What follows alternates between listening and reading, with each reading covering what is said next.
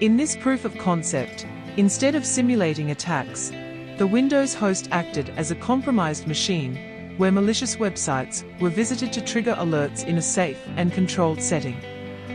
Custom rules.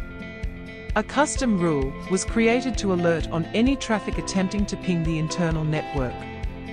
To generate an alert, a ping was attempted from the Windows host to the Suricata host. Upon verifying the alerts log, it was confirmed that the alerts had been generated. The Suricata ET Open Ruleset is a freely available set of signatures created by the open source community. Upon running the curl command, the signature triggered an alert. IPS Inline. To test IPS mode, local rules were modified to drop any traffic destined for the IP address 1.1.1.1.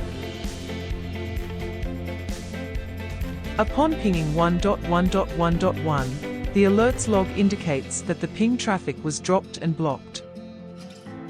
Integration with pfSense, testing IDS on gateway.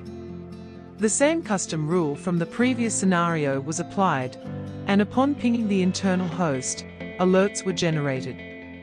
Upon running a curl command to a.cc top-level domain, the ET Open Ruleset signature triggered alerts.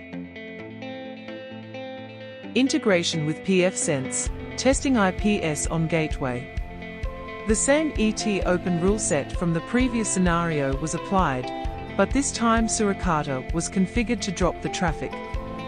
When an NSLOOKUP command was run to a.cc top-level domain from a Windows host, Suricata dropped and blocked the traffic.